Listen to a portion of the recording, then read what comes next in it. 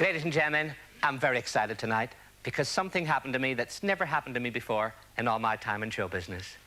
I got paid. No. It's exactly 20 years ago from today since I first started off in show business.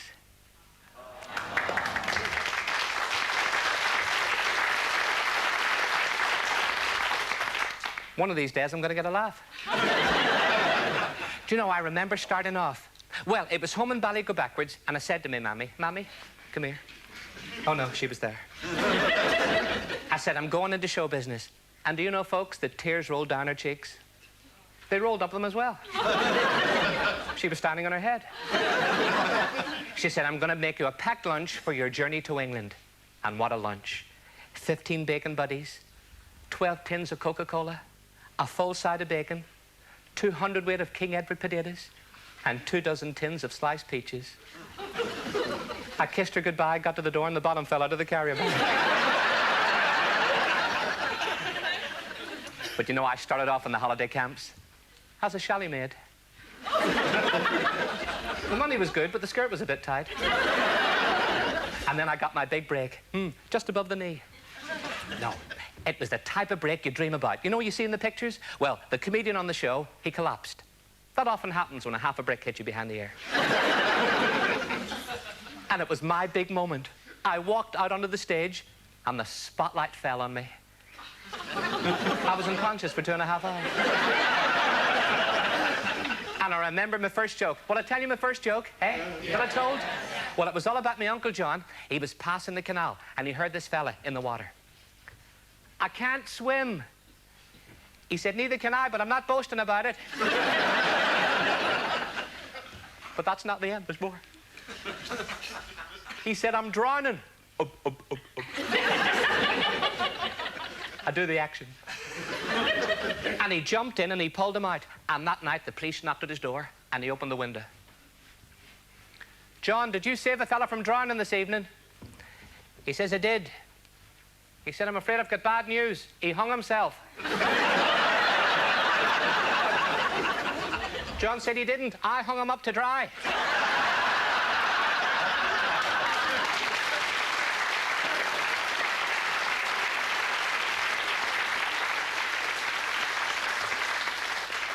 But I persevered, ladies and gentlemen, and in fact, I went to America. And you know, more people know me in America than know me here. 2 people know me in America. I actually played Sam Quentin prison. And afterwards, the governor showed me the electric chair. And it was a horrific sight. He said, I don't suppose you have anything like this over in your country. I said, no. If they're really bad, we make them watch Emmerdale Farm. But that brings us right up to this moment, and only the other day, the Variety Club of Great Britain gave me a luncheon. It wasn't a luncheon that they give to the big stars. A fella drove up in a car and pushed a sausage through the letterbox. But I carried on, and, well, I've got a lovely home. Matron's very nice as well. And you know, ladies and gentlemen, to this very moment when I think, 20 years.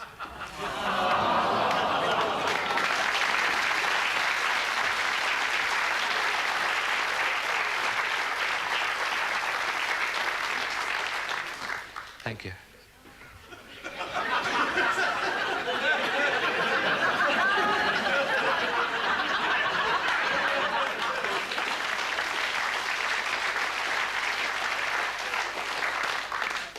This is my cake to celebrate 20 years in show business.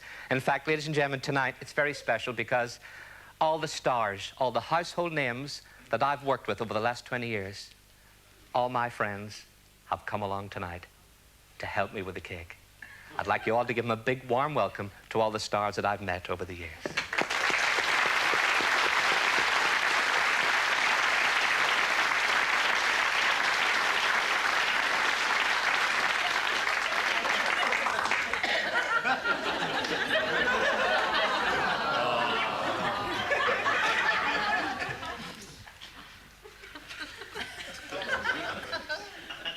It's a big cake. Would anybody like a piece? All right, now.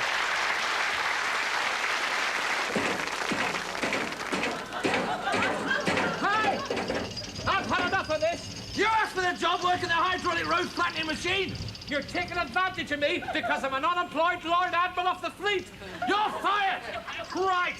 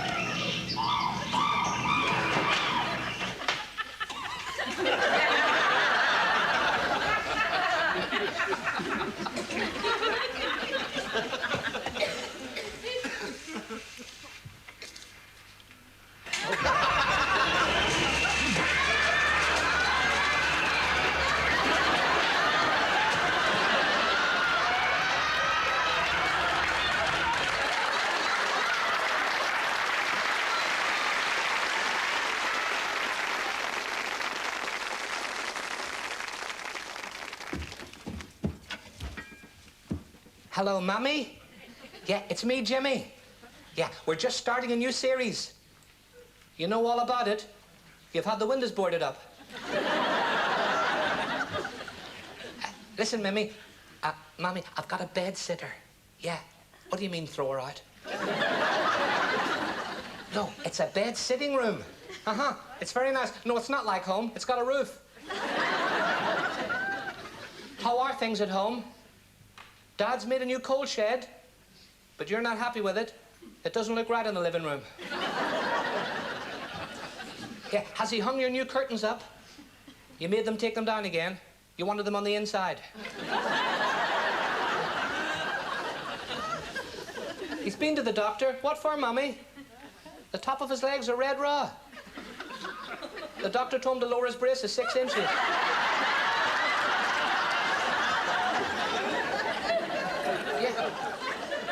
Uh-huh. Oh, I know, Mr. Sullivan.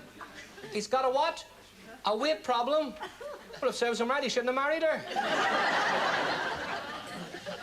He's 78 and she's 23. Gone on honeymoon. He can't wait for her to get back. Yeah, I know, Miss Tosker. Mm-hmm. Her parrot died. 106 years old. How old was the parrot? Yeah. Right, well, I've got to go, Mommy. I've got to go on to the show. I just want to ask you one thing. Did Uncle John, did he get his new teeth from a National Health? Yeah, they're too tight. He opened his mouth, they shot out, and knocked the clock off the mantelpiece. Oh, all right, bye, Mommy.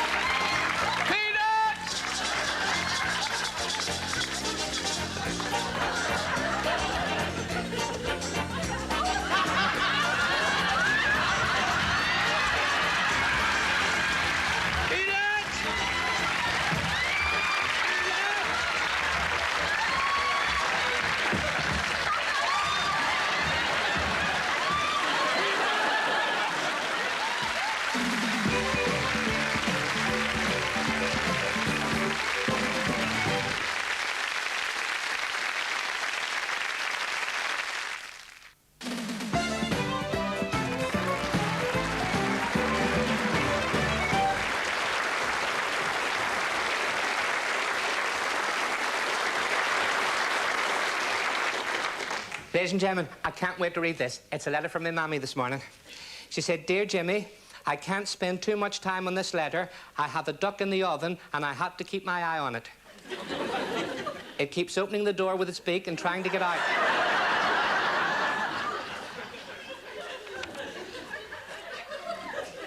Your father has had one of those nasty telephone calls.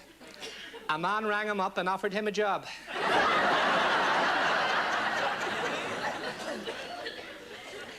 He lost his bus pass last week, but the bus driver was very nice. He said he could run behind the bus for nothing. Your father's getting worse. Last night, he cried out in pain, "I've crushed my ribs." It was a packet of crisps in his pajama pocket.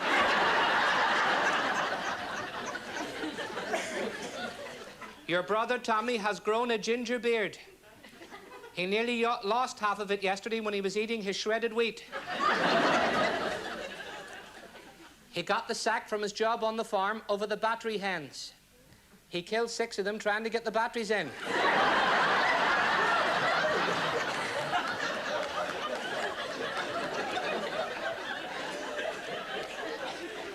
There's a new Chinese takeaway opened up in the village.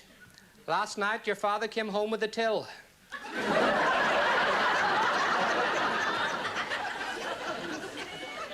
We went for a meal there the other night, and it's the first time I've used chopsticks. It took me 2.5 hours to eat my rice pudding. I must close now, as the duck has jumped out of the oven and is in the sink onto the cold water top. Lots of love, Mammy.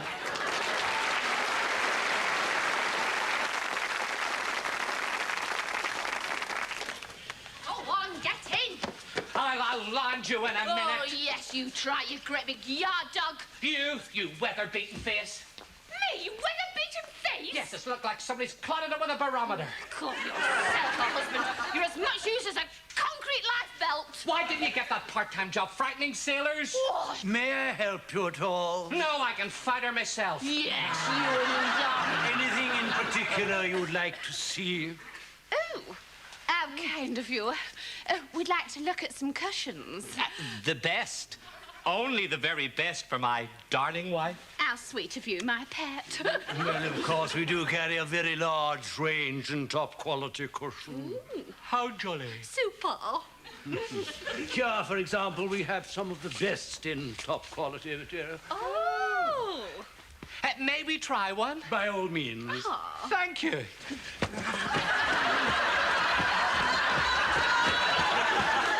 I don't think so. Not quite happy with those. Well, how about these? Oh. We can but try. Indeed.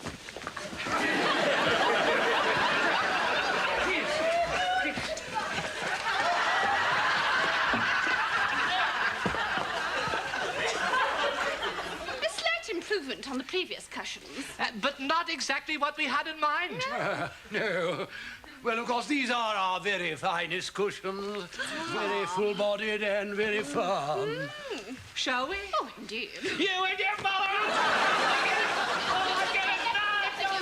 Don't. And you missed! Oh!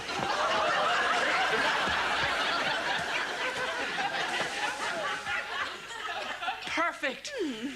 I think we'll take them with us. Which floor do you sell the frying pans on? 3rd.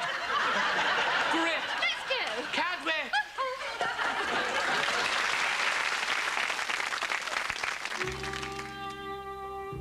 My name is Marlowe. Philip Marlowe. Private eye. My mind on the other eye for a friend. It was hot. The hottest day in over 25 years. It was hot enough to fry an egg on the pavement. I hadn't been out of the office all day. The streets were full of people frying eggs on the pavement. Business was bad. I hadn't had a decent job since the mysterious disappearance of Selena Scott's shaving mug. I soon cracked that. I couldn't go back to my apartment. I was behind with a rent and my landlady was being awkward over back payments. She refused to take colored beads and a bag of salt. I looked at my watch. It was in the pawnbroker's window. Pawnbroker's was in the corner of 4th and 5th. not far from my office, which was on the corner of 1st and 2nd. It was 10:15. There was no sense in waiting for a client at 8:20. I was going to call it a day and call in for a drink at Paddy the Greek's. I was just about to leave when there was a knock on the door. That's close enough. The door opened and she walked in. I knew she was walking. I could see her legs move. I'm no fool. She was the type of woman you could take home to your mother if you wanted to frighten the life out of your father. She was beautiful. She was ruthless and about as warm as a frozen dinner for one. She caught up with me at last. There was a smile on her face. Anywhere else it would have looked ridiculous. And you wouldn't have been able to see it anyway. She had a grudge. It was a German car. I'd heard it pull up outside. I knew I couldn't reach for my gun. It was at home on the sideboard. She had a tiny mole on her cheek. It just sat there staring at me. Any second now, my past life flashed before me. It was disgusting. I wished that I'd stayed with my father on the milk round. I would have done if he hadn't have bought the horse. I knew that all the alibis in the world wouldn't get me off this particular hook. She had me cornered and she knew it. This was it. Tough luck, Marlowe. This is the big full stop. I didn't want to go like this, but I was ready. Any second now. Would you care to help our cause?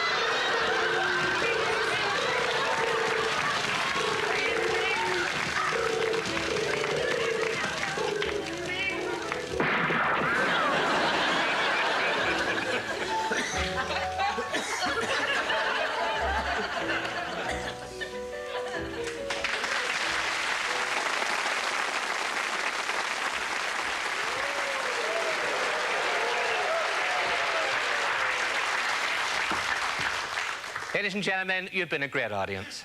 Well, you made me laugh. And to all the viewers watching at home, if you have enjoyed the show, please tell your friends. If you haven't, tell them you were watching the BBC. Oh, and a special mention to some people watching that never really get a mention, ladies and gentlemen. All the people in prisons. Good night, Dad. And I'd like to finish with a number made famous by the great Glenn Miller. Thank you. Don't sit under the apple tree with anyone else but me. Anyone else?